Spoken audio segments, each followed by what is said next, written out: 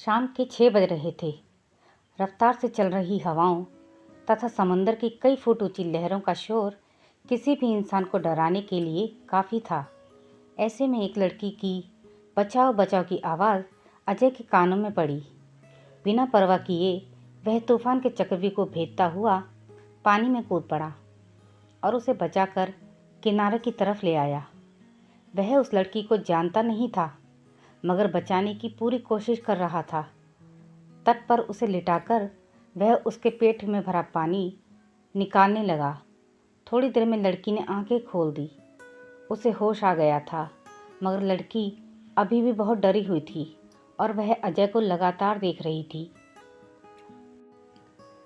ऐसा लग रहा था जैसे वह उसके साथ खुद को सुरक्षित महसूस कर रही हो। अजय उसे लेकर दूर एक टूटी फूटी झोंपड़ी की तरफ बढ़ गया। घर का दरवाज़ा एक बूढ़ी ने खोला। लड़के की गोद में एक लड़की को देख बूढ़ी ने उन्हें अंदर आने दिया और पूछा, क्या यह तुम्हारी बीबी है? नहीं, दरअसल यह लड़की तूफान में फंस गई थी और डूब रही थी, इसलिए मैंने इसे बचाकर यहाँ ले आया, अजय ने कहा। इसे ठंड लग रही होगी, ऐसा करो तुम इसे मेरे बिस्तर पर लिटा दो, मैं इसके कपड़े बदल देती हूँ। इस तूफान ने तो हमारा जीना ही मुहाल कर रखा है। खाने के ऐसे लाले पड़ रहे हैं, खाने की लूट मची हुई है। अभी मेरा आदमी गया है, शायद कुछ लेकर लौटे, बूढ़ी बोली। बूढ़ी के पास जो भी कपड़े थे वह उन्हें ही ले आई और लड़की को पहनाने लगी। अजय दूसरे कोने में खड़ा हो गया और पूरे कमरे को देखने लगा।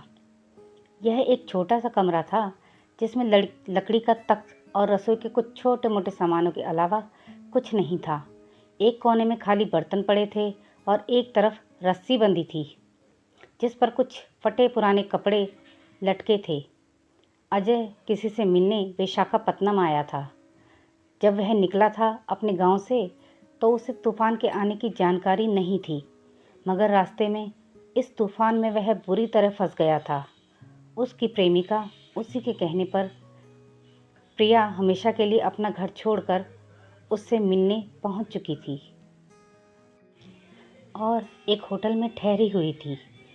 अजय उसके पास जाने की जल्दी में था, मगर बीच में यह हादसा हो गया। वह क्या करता? लग रहा था जैसे रास्ता लंबा होता जा रहा है। बूढ़ी गर्मा गर्म चाय बना लाई और दोनों के हाथों में प्याला दे दिया। लड़की अभी भी काफ़ी परेशान और घबराई हुई लग रही थी। अजय ने लड़की को समझाया कि वह घबराए नहीं। वैसे आज वह खुद भी कम परेशान नहीं था। एक तरफ तूफान में फंसना और दूसरी तरफ प्रिया के पास पहुंचने की जल्दी। उस पर इस तूफान में मिली इस लड़की की जिम्मेदारी उसे समझ में नहीं आ रहा था कि वह क्या करे। आधा दिन उस घर में गुजारने के बाद अजय ने आगे जाने का फैसला किया, मगर इस लड़की का क्या करे जो अभी भी बहुत डरी हुई थी और ठीक से चल भी नहीं पा रही थी। अजय ने लड़की से पूछा, तुम्हारा घर कहाँ है? बताओ, कहाँ छोड़ूं तुम्हें? लड़की सहम कर रोने लगी। फिर रोते रोते ही बोली, मेरा घर तो डूब गया। मेरे तो पापा भी थे, वह भी लहरों के साथ बह गए। अब कोई नहीं है मेरा। वह बोलकर फिर रोने लगी। अजय उसके सर पर हाथ फिराने लगा और बोला, रो मत, मैं हूँ ना कोई इंतज़ाम कर दूंगा, अभी मेरे साथ चलो। उसने सहारा देकर लड़की को उठाया तो वह दर्द से करा उठी। शायद उसके पैर में गहरी चोट लगी थी। अजय ने फिर से उसे गोद में उठा लिया और बाहर निकल आया। वह अब और रुक नहीं सकता था। काफ़ी आगे जाने पर उसे एक बस मिल गई जो विशाखापत्तनम ही जा रही थी। उस लड़की को बस में बिठाया और खुद भी बैठ गया। लड़की अब उसे आभार और अपनेपन से देख रही थी। अजय ने मुस्कुराकर उसका सिर सहलाया और पहली बार गौर से लड़की को देखा। लंबे बालों वाली लड़की देखने में काफ़ी खूबसूरत थी। रंग बिल्कुल गोरा, चमकदार त्वचा। वह एकटक अजय की तरफ देख रही थी। अजय भी थोड़ी देर उसे देखता रहा, फिर यकायक ही नज़रें हटा ली। उसे जल्द से जल्द अपनी प्रिया के पास पहुंचना था। वह प्रिया को याद करने लगा। प्रिया बहुत खूबसूरत नहीं, पर अलग सा आकर्षण था उसकी पर्सनैलिटी में। अजय पूरी तरह प्रिया की यादों में खो गया, लेकिन बस अचानक झटके से रुक गई।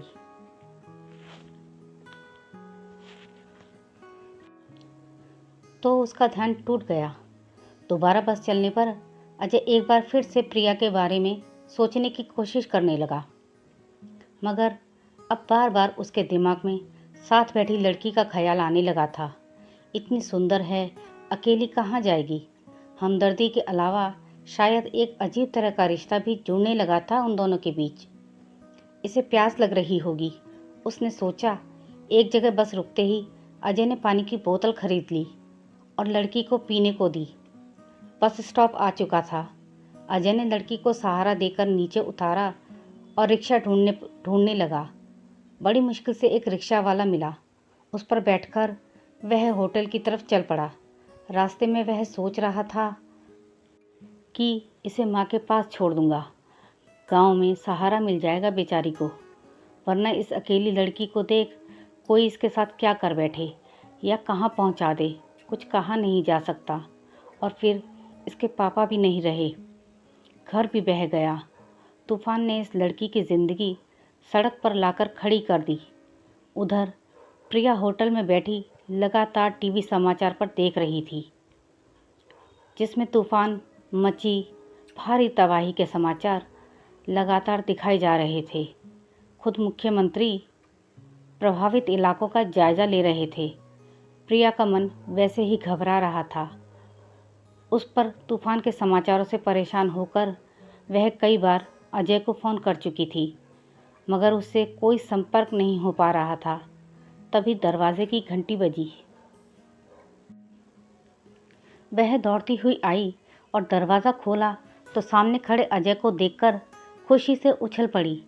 मगर ये क्या, पीछे एक सहमी सुंदर सी लड़की को देख चौंक गई। अजय ने उसका हाथ पकड़कर बेड पर बिठाया और फिर प्रिया की तरफ देखा। प्रिया की आंखों में परेशानी साफ झलक रही थी। ना चाहते हुए भी उसके चेहरे पर शिकन की लकीरें आ गई थी। यह कौन है? उसकी आंखों में यही सवाल था।